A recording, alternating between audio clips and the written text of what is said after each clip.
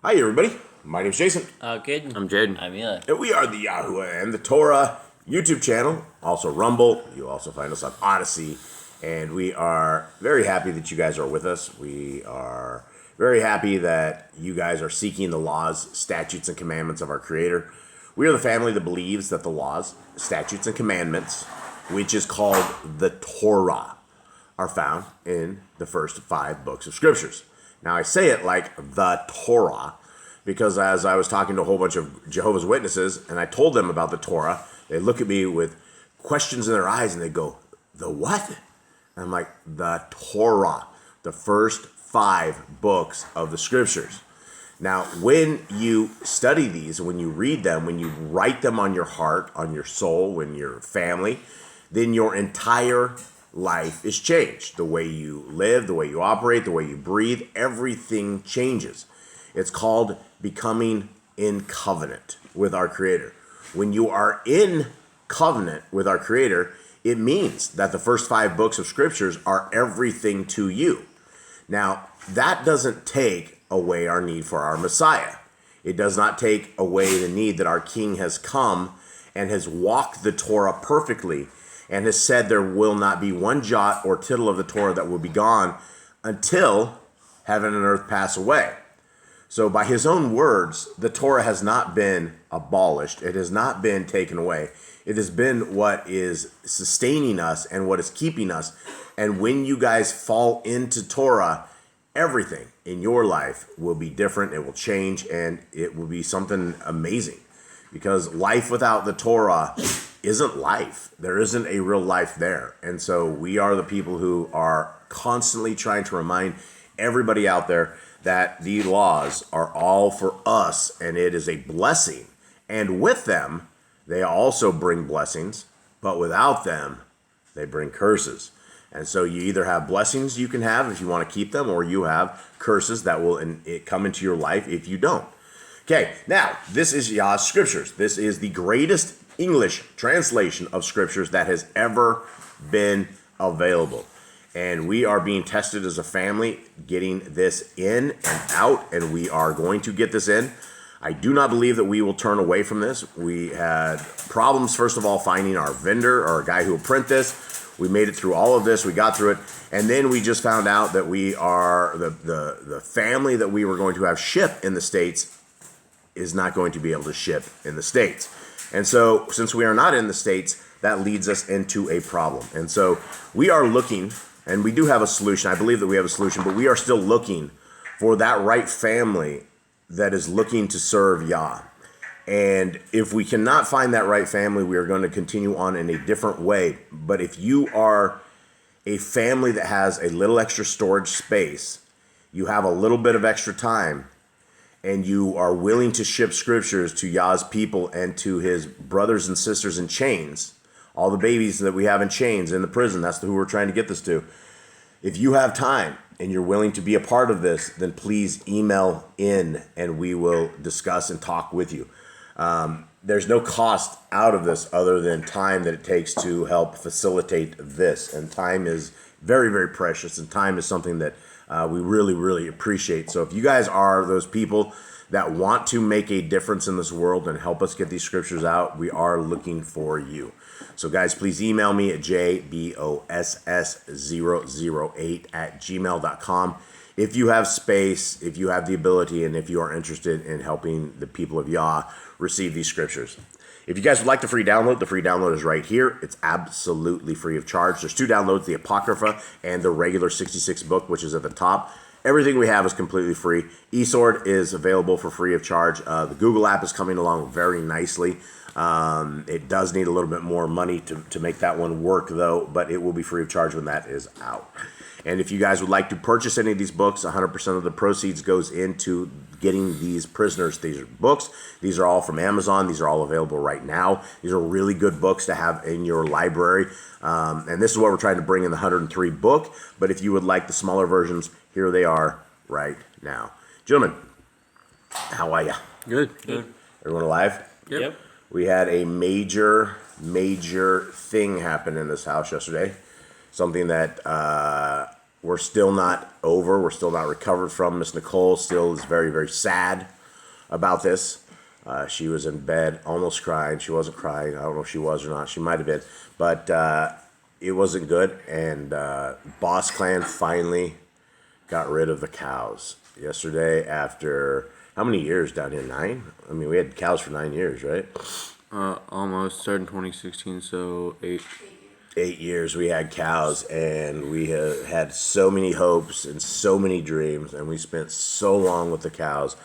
And at some level, I guess we decided that we're not ranchers, and we're trying to be, and it's just one of these things that in this crazy jungle that we are in, it is not, it's hard. It's far harder than it is probably in the regular ranges of North America, where we don't have all of this foliage and jungle that you just can't get through and pass and find the stuff. So all of Miss Nicole's cows are down the road somewhere to a new home, and that is the end of a era for Boss Clan and our cows, and I can't say as if we will ever get another cow again. So that's the news of the day. It is a preparation day. Give me a drum roll, okay, which means tomorrow's a Shabbat. Okay, today's the day that we prep what we're going to prep. We're going to cling what we're going to cling, and tomorrow at sunset today is when the Shabbat begins. And so what that means we give a day to our Creator.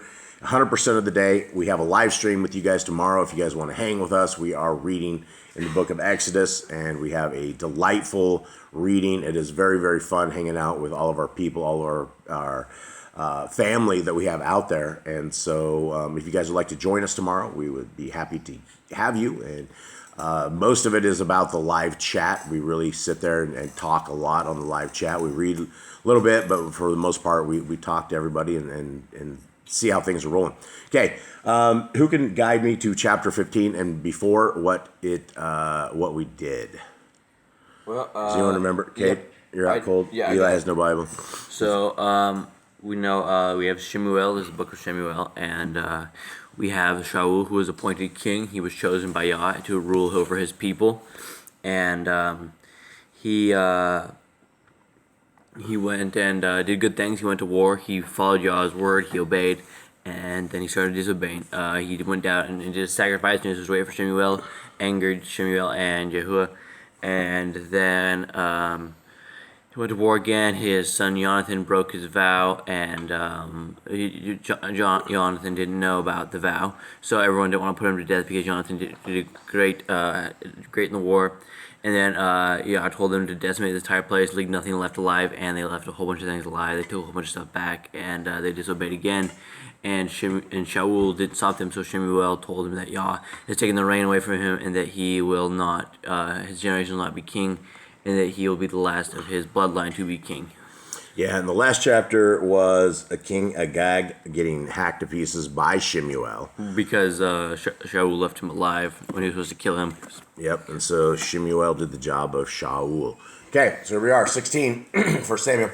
And Yahuwah said to SHEMU'EL, how long are you going to mourn for Shaul, seeing I've rejected him from reigning over Yisrael? Fill your horn with oil, and go. I am sending you to Yishai, the Beth-Lechemite, for I have seen among his sons a sovereign for myself. And SHEMU'EL said, how would I go? When Shaul hears, he shall kill me. And Yahuwah said, take a heifer with you, and say, I have come to slaughter, to Yahuwah. And you shall invite Yishai to the slaughtering. Then let me show you what to do. And you shall anoint for me the one I say to you. And SHEMU'EL did what Yahuwah said, and went to Beth-Lechem.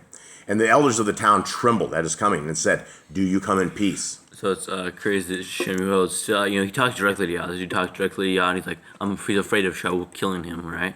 It's like, I feel there's a little lack of faith there, like that Yah's like, God tells him to do something, he's like, Shaul will kill me. But like, God tells him to do something, he should be under Yah's protection. Yeah, you should be under Yah's protection, but as humans, we're, those are the things. I mean, the first thing that anybody is going to worry about is that the king, especially this guy, nobody's going to want to be replaced as king. And so what's going to happen is, Shaul is going to be very angry. And the cool thing that I see here is that our Creator didn't just go, don't be a beta male, SHEMU'EL. Don't be weak. He's like, listen, this is what you do. Take your heifer and you're going to go slaughter. You have a legitimate reason for being down there, so that don't worry about this. And he wasn't doing it to keep him safe. He was doing it to keep him from feeling safer, right? And that's what it was. Everything is in Yah's hands. He can do all this. He can do whatever he wanted. He could have just transported him there if he wanted to. But okay, 5. And he said, "In peace I have come to slaughter to Yahuwah. Kadosh yourselves, and you shall come with me to the slaughtering." And he kadosh Yishai and his sons, and invited them to the slaughtering. And it came to be when they came that he saw Eliab, and thought, "The anointed of Yahuwah is indeed before him." But Yahuwah said to SHEMU'EL, "Do not look at his appearance, or at the height of his stature, because I have refused him. For not as man sees, for man looks at the eyes, but Yahuwah looks at the heart." And that's the scary thing is we've in the Christian religion, that's what we always said. Oh yeah, well God knows our heart. God knows our heart. Well, it also says in scriptures that the heart of man is extremely deceptive, and it's something very, very wicked, and it's something that gets men in a lot of trouble. And in fact, Messiah goes even further when they say that all food has been made clean. He said it's not what comes out of a man that defiles. It's not that what goes in a man that defiles him, but what comes out of a man as far as what his heart has or what he speaks.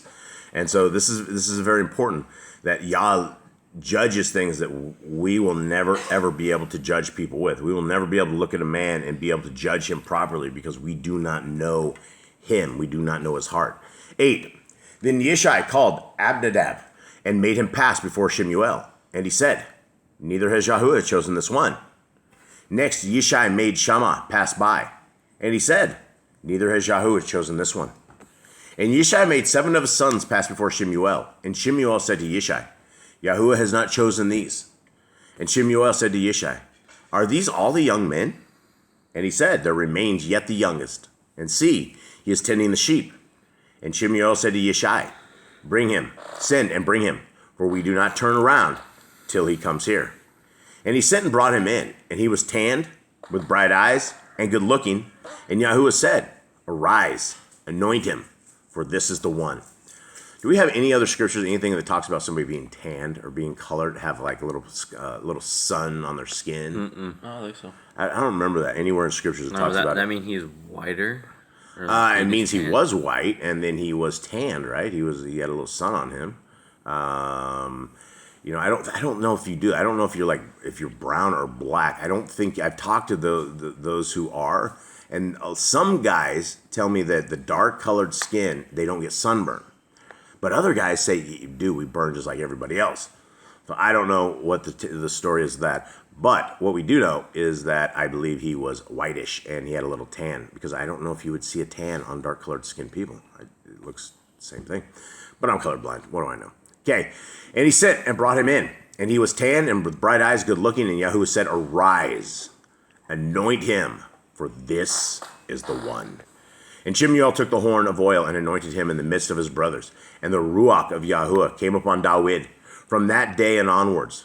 And SHEMU'EL arose and went to Ramah. And the Ruach of Yahuwah turned aside from Shaul, and an evil spirit from Yahuwah troubled him. And the servants of Shaul said to him, "Look, now, an evil spirit of Elohim is troubling you. Please let our master command your servants who are before you to seek out a man who is a skilled player on the lyre or lyre. And it shall be that when the evil spirit from Elohim is upon you, that he shall play with his hand, and you be well." And Shaul said to his servants, "Please get me a man that plays well, and bring him to me." And one of the servants answered and said, "Look, I have seen a son of Yishai, the Beth-Lechemite, who knows how to play, a brave one, and a man of battle and skilled in words, and a handsome man, and Yahuwah is with him." And Shaul sent messengers to Yishai and said, "Send me your son David, who is with the sheep." And Yishai took a donkey loaded with bread, and a skin of wine, and a young goat, and sent them by his son David to Shaul. And David came to Shaul and stood before him, and he loved him greatly, and he became his armor bearer. Shaul therefore sent to Yishai, saying, "Please let David stand before me, for he has found favor in my eyes." And it came to be, whenever the spirit from Elohim was upon Shaul, that David would take his lyre and play it with his hand. And then Shaul would become refreshed and well, and the evil spirit would leave him. It seems really strange, he becomes king, then he becomes like guy who has to play before the king. It's just I feel like there's a little story in between. Like, how do they find David? Did David like do this before? Well, the one dude found David. Yah works in very mysterious ways, but what we haven't seen yet is a break in the chronological storytelling, because there's some questions that will be coming up in the future.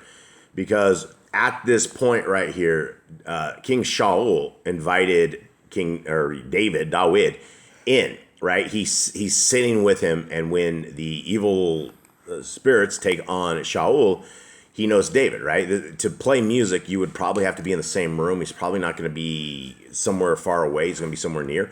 So King David, at this point right here, knows, or not King David, but King Shaul, knows who King David is, or who soon-to-be King David is.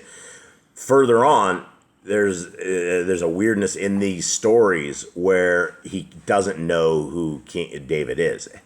And so we will find these and we will point them out, because there are very interesting stories in this, and we don't know if they were out of order or what exactly it is, because it does seem a little funky as we get into it. But for now, we will call this a day, call this a wrap. We thank you guys very, very much. Much love to everybody that is out there. Guys, I don't have anything other than read your Bible, seek Yahuwah where he's able to be found. Guys, keep praying. Don't give up. The second kingdom is right around the bend. It can't be too far out from where we are at. So now's the time to get into covenant with our Creator, to get into his ways. So with that, everybody, we thank you guys very much, and we'll see you again later. All right. Shalom.